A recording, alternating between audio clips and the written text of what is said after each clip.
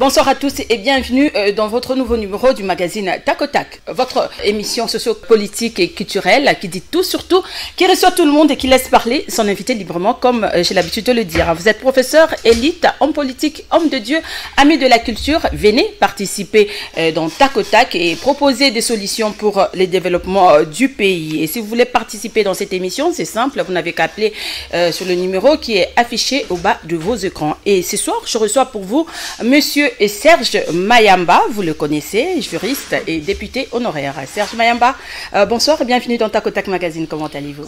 Merci, nous nous accrochons, oui. Dieu nous faisant grâce, donc sinon ça va. C'est la deuxième fois pour moi de vous recevoir sur ce plateau. Oui, un réel plaisir. Le plaisir a toujours été partagé.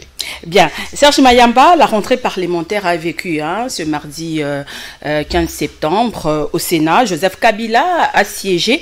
Comment trouvez-vous la présence de Joseph Kabila au Parlement? Ça annonce quelque chose selon vous?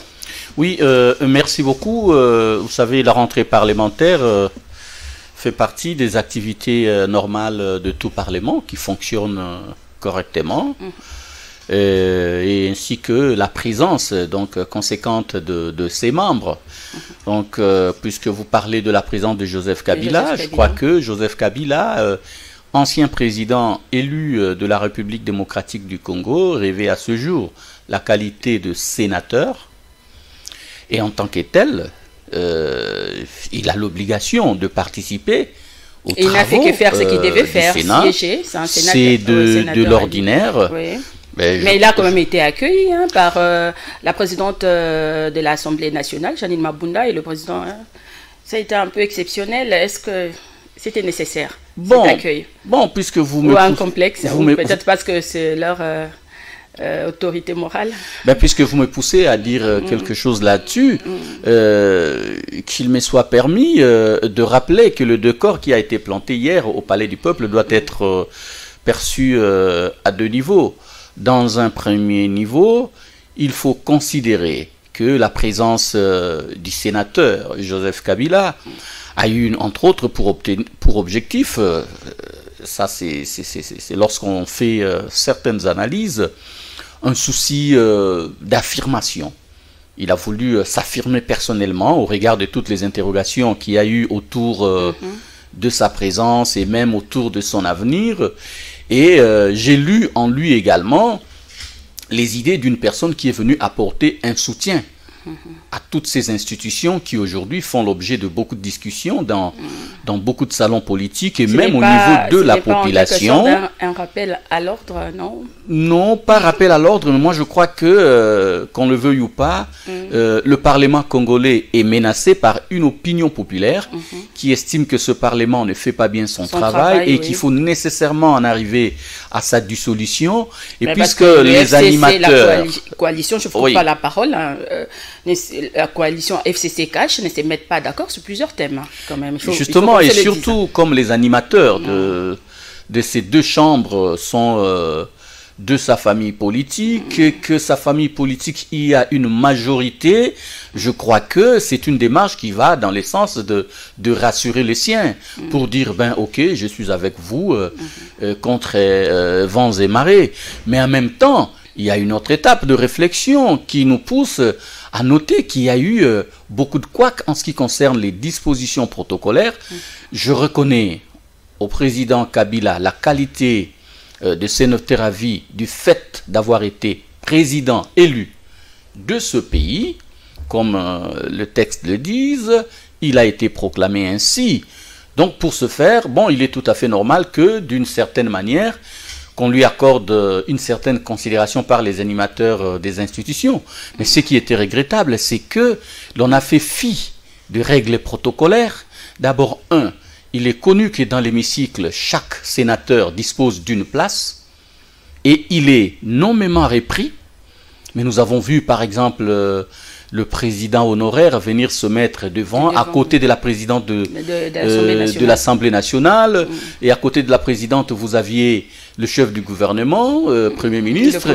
Bien avant ça, il a circulé avec les deux dans les couloirs du Sénat, lui au milieu, le Premier ministre à gauche et la présidente de l'Assemblée à droite, un peu comme comme ses accompagnateurs, alors qu'en principe, dans les us et dans la pratique parlementaire, ces deux-là étaient des invités parce que Mabunda venant de l'Assemblée nationale, Ilunga Nkamba, Premier ministre du gouvernement, ils étaient les invités. En fait, c'est lui, Monsieur Joseph Kabila, comme sénateur, qui devait être dans la salle pour les accueillir.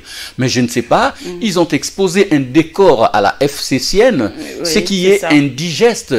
Et vous avez vu dans la salle, ils se sont même permis de se lever quand le sénateur à vie est entré. Sur le plan protocolaire, ça pose problème. Ça pose même des réflexions sur la personnalité réelle de ceux qui se retrouvent dans les institutions. Il est président du FCC, autorité morale, mais oui, il doit quand même respecter. Il s'agit là d'un complexe dangereux qui prouve à suffisance que ces animateurs du Parlement, au-delà de tout ce qui est souhaitable, vivent dans une sorte de dépendance. Et c'est ce qui fait d'ailleurs craindre aux citoyens de voir demain ce Parlement fonctionner à l'encontre des attentes de la population. Et surtout qu'il ne manque pas dans le chef des membres du FCC, par exemple, de parler de certaines initiatives qui vont dans le sens de remettre en question l'ordre établi, ainsi que les textes qui existent. Donc, moi je crois que ce ne sont pas de bonnes attitudes. Et vous savez, il y a des choses auxquelles nous ne faisons parfois pas attention, mais vous avez remarqué que durant son périple au Parlement, mais le sénateur à vie n'avait pas porté son masque. C'est très dangereux. Moi, j'étais en train de chercher le général Kassongo, le commissaire provincial de la police, pour qu'il vienne percevoir son amende de 5 000 francs. Nous sommes politiques. Les politiques doivent être des modèles. Madame, vous savez, aujourd'hui, si nous nous sommes arrivés en politique, c'est parce que nous avons pris goût. Nous avons pris goût à partir de l'agir des gens. Nous, jeunes, nous avons vécu la conférence nationale souveraine, nous avons admiré l'intelligence et la tenue des éminences comme le professeur Marcel Liaou, nous avons vécu la tenue des éminences comme l'honorable Christophe Lutundula, nous avons vécu des professeurs Djelo Epenge, les Kakezenkir Kazazam. Donc à l'époque, enfants, nous nous disions non, nous devons devenir comme ses papas. Nous devons faire comme ses papas. Parce que c'était des gens qui, au-delà de ce qu'ils pouvaient sortir, de ce qui pouvait sortir en eux comme intelligence, c'est des gens qui avaient un comportement à suivre, vous voyez. Et moi, je pense qu'aujourd'hui, il est important que nous puissions assainir, ça j'ai l'habitude d'y revenir, notre classe politique pour que ce genre de comportement ne revienne pas. Une société qui veut avancer fonctionne dans le respect des normes, et le respect des normes oblige à ce que nous puissions mettre de côté certains sentiments. Vous savez, le président Léon Kengo Adondo a l'habitude de dire « trop de familiarité tue l'autorité ». Vous vous familiarisez au point de vous rabaisser jusqu'à perdre votre autorité. Le président honoré qui entre dans la salle et des sénateurs qui s'élèvent. Donc, vous n'avez pas d'autorité à son égard. C'est pour cette raison, peut-être. Donc, c'est des choses regrettables, madame. C'est vraiment compliqué. Les Djalelo dans la politique, on doit aussi réformer notre classe politique quand même. Hein. Réforme, oui, et, les élections, la CENI, et puis notre classe politique aussi. Hein. Il faut je me demande s'il ne faut pas travailler pour la renaissance de Makanda Kabobi, pour donner une éducation civique aux hommes politiques, parce que les choses se font dans l'inobservance des règles d'éthique et de déontologie. Et c'est l'occasion pour moi de féliciter le premier vice-président du Sénat, l'honorable Sami Badibanga, qui ne s'est pas levé. Parce qu'il était à la tribune comme dirigeant la plénière et il ne pouvait pas se lever parce qu'il y a un ancien président qui entre. Et je pense d'ailleurs que tout ce monde a fait rater au sénateur Joseph Kabila l'occasion de se réconcilier véritablement avec certains Congolais. Madame, imaginez ce décor d'un Joseph Kabila assis à sa place, là où c'est écrit Joseph Kabila, comme sénateur, en train de suivre la plénière comme tout le monde. sans égard à ses comportements flatteurs. Je crois que la population allait admirer. Parce que Joseph Kabila a déjà donné une réponse à ceux qui se posaient beaucoup de questions sur son état véritable et surtout c'est ce qui doit être son avenir politique. Donc, ce n'est pas parce qu'il y a eu des problèmes hier que les gens ne peuvent pas se retrouver demain. Donc, s'il y a des gens qui ont fait des reproches au président Joseph Kabila, qui n'est plus en fonction, il faut noter qu'il est aussi possible qu'il se réconcilie avec eux à travers des petits actes. Mais si on veut amener les Congolais à c'est peut-être pas lui le problème, hein, c'est son entourage mais qui crée justement, tout ça. ce problème d'entourage, oui, justement, moi je m'adresse à l'entourage. Peut-être qu'il n'y est pour rien. Justement, entourage constitué des flatteurs irresponsables, les gens qui veulent faire au chef qu'ils croient en lui alors qu'ils sont en train de l'exposer. C'est pourquoi même il a dit que non, il n'a pas réussi à transformer l'homme congolais. Hein. C'est peut-être par rapport à ça aussi, parce qu'il est entouré des djallololistes. Comment pouvait-il transformer l'homme congolais parce qu'il les a tous laissés faire? Ah, c'est ça. Alors, parmi les questions brûlantes, on évoque la mise en accusation du chef de l'État. Redoutez-vous ces scénarios au cours de la session? Et puis, il y a aussi cette proposition du sénateur Ngoï Kassanji pour les élections au suffrage indirect. Mais bon, le prof Néhémie a un peu recadré, hein, il a dit que ce n'était pas une proposition, c'était juste son point de vue. Oui, merci beaucoup. Je voudrais d'abord noter, en ce qui concerne la problématique ou la polémique autour de cette question de la mise en accusation du chef de l'État, pour dire que cette procédure n'est pas aussi aisée que certaines personnes le pensent, hein, surtout dans un contexte où la loi a tout fait pour verrouiller la procédure. Mais avant ça, je voudrais rappeler à ceux qui nous suivent que selon les idées d'ailleurs jadis émises par Mahatma Gandhi, tout citoyen qui constate que les lois qui le régissent sont injustes ou arbitraires a le droit de s'y opposer et de faire échec, de faire une sorte de révolution, de se révolter. C'est ce qu'a fait Martin Fayoulou et Théodore Ngoï, de se révolter. Ça, c'est un droit reconnu à tout citoyen. Chez nous, cela est repris également dans les dispositions de l'article 64 de la Constitution qui disent, par exemple, que tout citoyen a le devoir de faire échec à un individu ou groupe d'individus qui cherche à exercer le pouvoir en violation de la Constitution. Voyez? Donc, je voudrais dire par là que la liberté d'agir est reconnue dans notre pays. Encore que cette liberté doit se faire dans le cadre de la loi, c'est-à-dire dans le respect de la loi, des autres textes qui régissent le fonctionnement des différentes corporations de la République et dans le respect des bonnes mœurs.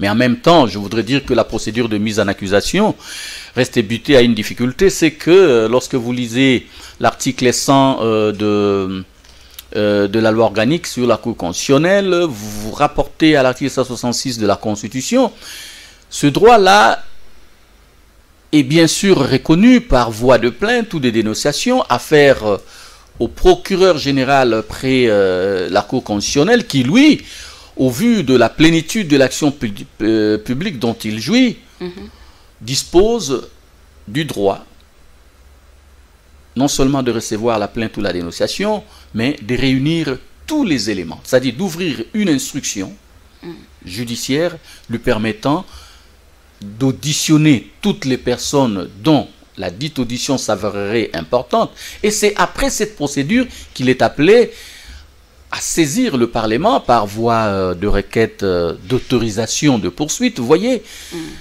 Et avant de le faire, il faut noter que le ministère public et procureur général dispose justement de ce pouvoir-là d'apprécier l'opportunité des poursuites.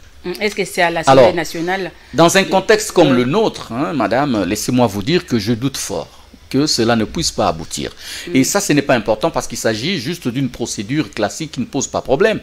Mais là où le bas blesse, c'est lorsque j'ai entendu les gens dire que à cause de cette procédure était malvenue parce que on visait la destitution du président de la République. Oui. J'ai entendu les gens dire que non. D'ailleurs, Martin Fayoulou était dans un schéma pour faire partir.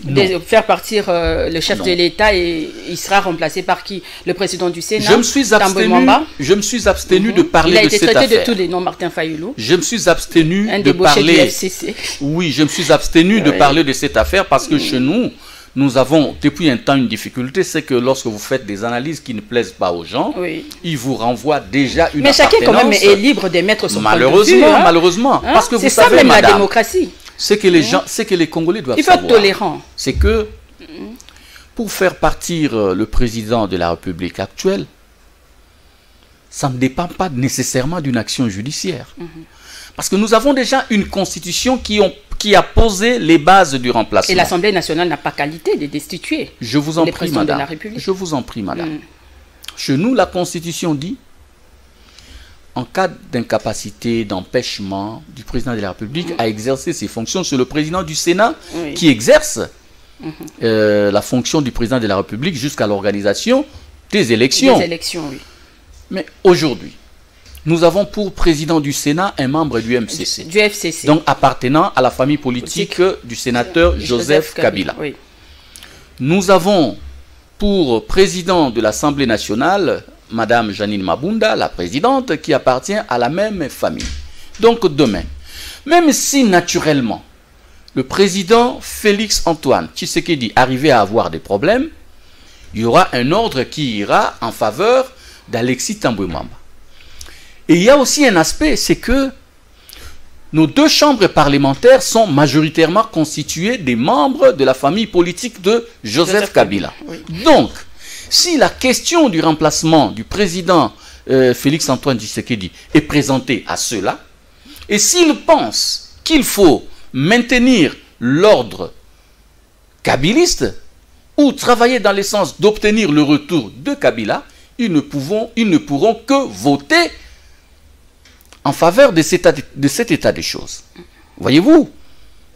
Donc, comme pour dire, il ne faut pas que nécessairement que quelqu'un se retrouve avec un membre du FCC pour obtenir le départ. Donc, les bases ont été posées. Mais un autre élément, c'est l'engagement qui semble avoir été pris parce que tout le monde en parle et les gens ne le contestent pas. Le président Félix a eu à rappeler à qui voulait l'entendre qu'il avait fait un deal avec le président Kabila. Oui. Un deal signifie un engagement personnel. Mais cet engagement, nous le vivons à travers la désignation du président comme président de la République et la constitution d'un parlement majoritairement favorable à Joseph Kabila. Donc, comme pour dire que les bases de l'avenir dépendent de ce qui a été fait. Donc, pour que Kabila revienne, si jamais les siens ont l'idée de faire des manœuvres pour ce faire, il ne pourra recourir au Parlement. Les discours de Chadari à Kindu, dire que non, c'est qu'on a perdu hier, nous allons gagner demain, tout se prépare. Voilà, c'est que les gens oublient. Qu'est-ce qu'il a voulu dire par là? Ce que les gens oublient, c'est que obtenir le retour de Kabila ne signifie pas nécessairement obtenir le retour de l'individu Kabila. Aujourd'hui, Kabila est avec nous. Kabila, c'est comme un esprit. Parce que les siens sont là. Kabila a travaillé pour le maintien de son système. Aujourd'hui, le président Félix, qui gère, est en difficulté justement parce que ses ambitions et même ses idées rencontrent la présence justement de ces kabylistes qui refusent de disparaître.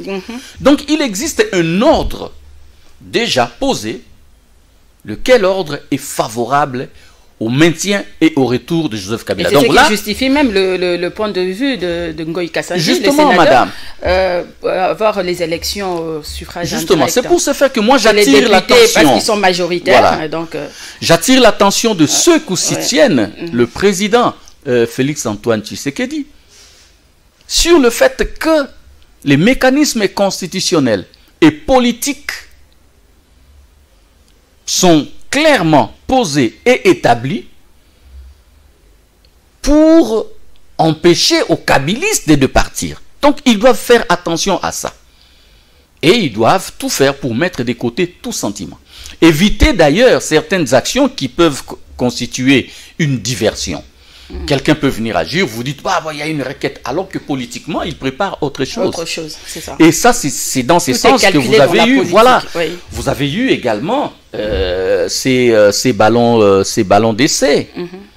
Vous comprenez? Mais parlant de la liberté d'agir, justement, madame, je voulais également souligner une chose, c'est que si il y a eu cette action qu'on impute à Fayoulou et à Théodore Ngoy, mais il faut dire qu'au nom aussi de la liberté d'agir du peuple, que quelqu'un comme l'évêque Pascal Moukouna s'est donné également le droit d'agir contre l'ancien président Joseph Kabila. Avec son éveil patriotique. Et j'espère que sa plainte ou sa dénonciation est bien orientée au niveau du parquet général. Il n'y a toujours pas de suite depuis. Mais justement, c'est pour ça que nous disons que demain, nous espérons en obtenir une suite. Voilà. Mais parlant de Ngoï Kassanji, madame, vous savez, tout à l'heure, j'ai cité des sommités, j'ai cité cette crème qui nous a amenés en politique. Bon, je comprends, M. Ngoï Kassanji a été peut-être emporté par le fanatisme politique, mais il faut préciser que ce n'était pas une proposition. Il ne s'agit pas d'une proposition, mais il s'agit d'une opinion qui peut constituer un ballon d'essai. Nous devons faire très attention. En politique, les gens parlent rarement pour rien. C'est peut-être une question qui est en discussion quelque part. Et lui, il a reçu le rôle d'en parler pour en recevoir réaction. Ou par maladresse, il est venu parler de quelque chose qui faisait l'objet de réflexion dans certains laboratoires. Bon, je comprends que cela sorte de la bouche d'Ngoï Kassanji parce que quand il y a eu des grandes discussions sur la problématique du suffrage universel direct ou indirect, Ngoï Kassanji n'était peut-être pas en politique, hein, mais nous, les enfants de la conférence nationale souveraine, nous savons qu'il y a eu des discussions pilotées par l'immortel Liaou Eboa, que j'ai cité tout à l'heure. Ce qui a été dit à la conférence nationale souveraine est que la question du suffrage indirect ne pose pas trop de problèmes là où la population a un certain niveau de culture politique. C'est comme en Afrique du Sud. Oui, là où on vit une sorte de démocratie déjà assise. Et ici, chez nous, nous devons éviter de faire du mimétisme institutionnel. C'est-à-dire chercher à copier ce qui s'est fait ailleurs. Madame, imaginez, dans un contexte comme le nôtre, où les institutions qui ont été mises en place l'ont été avec des accusations graves. Je prends le cas du Sénat. Le Sénat congolais a été présenté comme un Sénat mis en place à la suite de la corruption.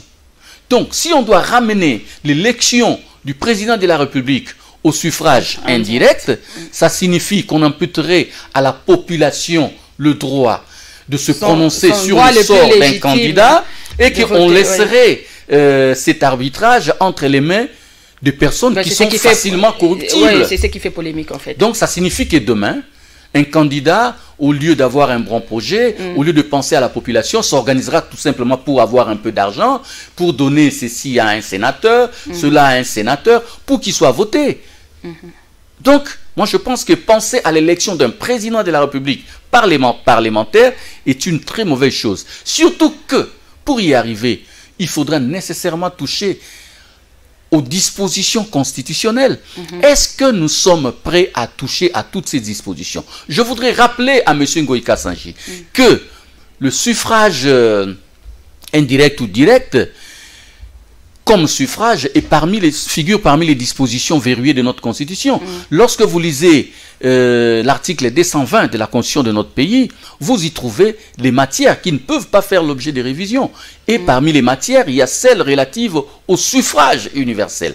Donc, vouloir obtenir ces changements signifie qu'il faut nécessairement toucher à la loi fondamentale, ce qui est dangereux. La loi fondamentale ne peut être touchée que dans ce qui garantit le droit des citoyens et non dans ce qui assure la survie politique d'un homme ou de sa famille politique.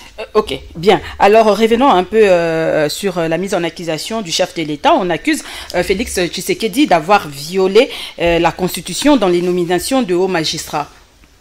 Va-t-il couler? Madame, je comprends que cette question soit posée. Vous savez, j'ai dit tout à l'heure qu'il fallait tenir compte de certaines réalités sociologiques. Vrai ou faux, il a violé. Je voudrais d'abord dire que nous sommes dans une démocratie embryonnaire où les voix s'élèvent sur des questions pour telle raison, sans peut-être trop creuser. Ceux qui accusent M. Félix Tshisekedi d'avoir violé la Constitution ont saisi la justice. Et surtout, moi, pour être sincère, j'ai lu des documents.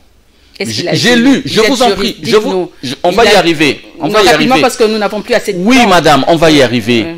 J'ai lu le document des deux juges concernés par la question. J'ai lu le document du professeur Nyabirungu Mwenesonga, mais je vous dis à mon corps défendant... Il a même indiqué qu'il a violé 9 Madame, à mon corps défendant, je regrette une chose, c'est que les collaborateurs du président de la République ne l'aident pas. Nulle part, je n'ai trouvé un texte qui rencontre ce qui a été développé par ces personnalités. Je me réserve de dire s'il y a eu violation ou non, pour ne pas prendre position en faveur d'un groupe ou d'un autre. Il a violé 1279 alinéa 4, 82, 91, lorsque vous faites qu'il a été contredit par le professeur Mbata. Je vous en prie, lorsque vous faites une dénonciation et que vous la portez à la connaissance de la justice, ceux qui sont collaborateurs de la justice comme moi sont dans l'obligation de se réserver en attendant la réponse de la justice. Mais tout ce que je peux dire est que les collaborateurs du chef de l'État sont en train de rater l'occasion de protéger les actes du chef de l'État. Vous me parlez d'un professeur Mbata? Non, je ne l'ai pas cité. Vous savez, c'est lui qui il est passé plusieurs fois sur plusieurs chaînes pour dire, faire comprendre à la population qui n'a pas, le chef de l'État n'avait pas. Non, madame, la question, non, excusez-moi, la question n'est pas de faire comprendre. J'ai utilisé ici ce que l'on retrouve dans le jargon procédural. Il faut rencontrer les moyens développés par les autres. Il ne faut pas seulement dire qu'il n'y a pas eu violation ou qu'il y a eu violation. C'est pourquoi je vous ai dit, moi, comme procédurier, je m'en réserve. Parce que mes confrères ont saisi la justice. Donc je ne peux pas me prononcer en faveur de ce camp-là ou contre ce camp-là. Mais tout ce que je dis, sans peur d'être contredit, est qu'il faut les rencontrer avec les moyens de droit. Et c'est à ce niveau-là qu'il peut, lui, comme vous l'avez cité, professeur Mbata, citer le chef de l'État. Je regarde, j'ai lu un communiqué de la présidence, communiqué émanant du service de communication. Ce n'était qu'un communiqué. On ne rencontre pas les moyens de droit par un communiqué. C'est peut-être des choses qui échappent à certaines personnes, mais moi je pense que s'ils doivent aider le chef de l'État, ils doivent aller vers ces gens-là avec des moyens de droit. Merci beaucoup, Serge Mayamba. Vous avez peut-être une proposition, un mot de la fin pour le développement de notre pays, bien sûr. Eh bien, ce pays, nous devons l'aimer. Les gens doivent tout simplement savoir que la terre que Dieu vous donne est vôtre et vous devez travailler pour que cette terre puisse produire. Ok, merci. Ça sera tout. Serge Mayamba, merci d'être venu. Je rappelle que j'avais reçu pour vous ce soir Monsieur Serge Mayamba, juriste et député honoraire. C'est la fin de cette émission, mesdames et messieurs. Merci à vous de nous avoir suivis. Au revoir et à très vite sur la toile.